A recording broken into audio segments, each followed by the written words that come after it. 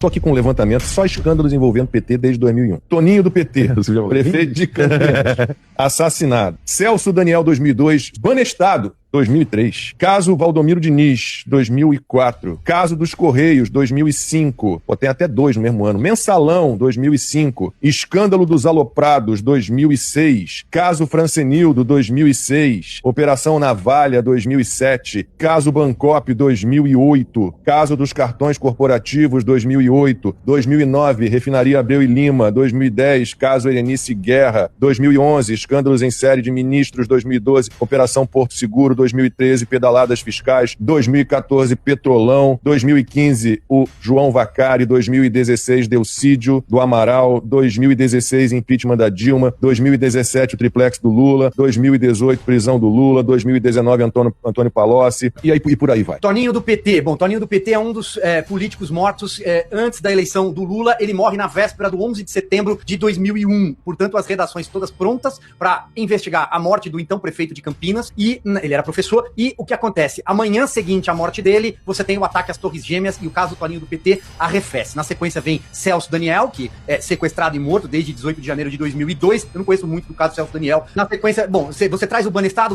remete ao Paraná, e a figura de Alberto Youssef, que vai reaparecer com a Lava Jato. Aliás, a Lava Jato começa numa casa de câmbio, a lavagem de dinheiro de um doleiro, que era o Youssef, figura já conhecida do Paraná, Banestado e Sérgio Moro. Valdomiro Diniz, ex-subchefe de assuntos parlamentares da Casa Civil, no governo Lula 1, diretamente subordinado a José Dirceu. É o escândalo da Loterge, que estoura antes do escândalo dos Correios, que vem na sequência, você cita 2005, Correios Mensalão. O escândalo dos Correios é a capa da revista Veja, de maio de 2005, Maurício Marinho, diretor indicado pelo PTB para um dos cargos chefes dos Correios, ele pega um maço com 13 mil reais e aparece numa capa da Veja colocando o maço aqui de baixo. Roberto Jefferson, que era o dono do PDT, entende que estavam, nas palavras dele, explodindo o quarteirão dos Correios e decide dar com a língua nos dentes. A CPMI é batizada de CPMI dos Correios, mas investiga o Mensalão, porque o Jefferson entrega, num 6 de junho de 2005, era uma segunda-feira, capa do jornal Folha de São Paulo, governo Lula pagava Mensalão, diz Jefferson. E ele começa, aquela primeira da série de entrevistas, ele dá duas grandes entrevistas, a segunda ele entrega mais detalhes sobre o Carequinha, o Marcos Valério e a SMPIB e as agências, e o Brasil descobre o Mensalão. Você traz os aloprados em 2006. O escândalo dos aloprados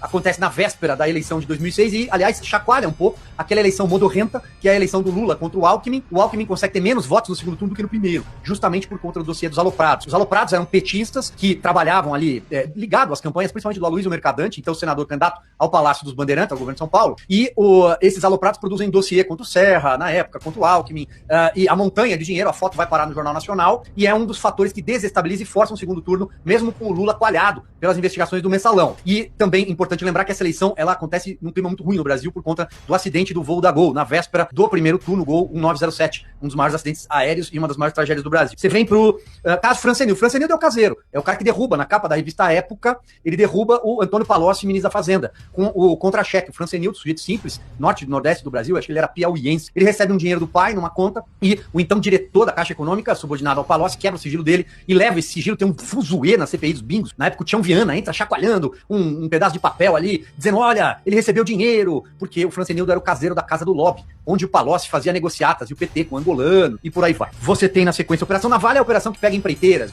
já é o começo, já é embrionária do que as empreiteiras faziam com contratos públicos do governo Lula, vai passar por Delta até chegar ao Odebrecht e o Petrolão, mas a Operação Navalha passa por empreiteira. Bancop é o caso já do triplex, é a cooperativa do senhor Vacari, um dos tesoureiros bandidos do PT, começa com a figura do Delúbio Soares, do Mensalão, passando por todos os outros tesoureiros, e um deles é o Vacari, o Moche. Na lista da Odebrecht ele era o Moche, que ele usava mochila. E o Pichuleco, ele foi pego numa das fases da Lava Jato, Operação Pichuleco. Pichuleco era a forma como ele cobrava dinheiro. Tem Pichuleco? Dá o dinheiro. Abreu e Lima é a refinaria, uma das maiores roubalheiras da Lava Jato, a refinaria de Abreu e Lima. Caso Erenice Guerra. Erenice, braço direito da Dilma Rousseff, é o dossiê da Erenice, faz dossiê contra tudo, até o governo Fernando Henrique. A Erenice tiveram de colocar ela debaixo de alguma gaveta ali, esconderam a Erenice, ela sumiu. Nunca mais apareceu. Mas era a senhora que ficava na antessala da Dilma Rousseff e fazia os dossiês. Ela era produtora de dossiês contra adversários políticos. Escândalo dos ministros 11, 12, por aí vai, é aquela faxina obrigatória, porque quando a gente fala faxina, dá a impressão que a Dilma Rousseff teve de demitir aquela sequência de ministros, foram 7, 6 deles por conta de desvios e suspeitas de roubalheira, mas foi uma faxina obrigatória, começa a cair todo mundo. Tanto que você vai emendar com o que você fala de cartões corporativos aqui. Cartões corporativos é o escândalo que também derruba ministros. Tinha o Orlando Tapioca Silva, né, que passou o cartão corporativo para comprar tapioca, e a Matilde Ribeiro, lembra? Lembra da Matilde? A Matilde Ribeiro era ministra da Igualdade Racial, ela passou o cartão do governo no free shop, voltando de uma viagem. Sabe lá o que ela comprou, perfume, não sei lá. Mas o escândalo dos cartões corporativos é isso. O governo, o INCRA fazia o aniversário do mês com o cartão corporativo. Não tinha festa, era uma maravilha. Essa Folha de São Paulo foi quem revelou a maior parte desses casos dos cartões corporativos. Você segue com os ministros, aí caíram tantos lá, Kombi, olha. O Pedro Novaes foi ministro do Turismo da Dilma, pegou recibo da Câmara dos Deputados e passou no motel, e deu recibo para a Câmara dos Deputados. O Wagner, que aliás é pai, o Wagner Rossi, que é pai do Baleia Rossi, líder do PMDB, era ministro da Agricultura, pegou helicóptero com quem não devia, fornecedor do ministério. Você teve o Tapioca, que eu citei que era ministro do esporte, tem o próprio Nelson Jobim também sai mal naquela época do ministério, o Palocci cai do ministério da Dilma, da Casa Civil, porque roubou o caixa 2 do próprio PT, você tem o ministro Alfredo Nascimento, que cai também na área, ele é do Amazonas, olha, é uma sequência de ministros todos em efeito dominó. Para finalizar, Petrobras, Vacari, já falei, Delcídio cai com o Cerveró. O Delcídio é gravado pelo filho do Cerveró num plano de fuga do Cerveró, que evidentemente não se concretizou. Eles chegam a supor que iam colocar o Cerveró num veleiro, ele ia sair pelo Paraguai, é uma história maluca. E o Delcídio é preso.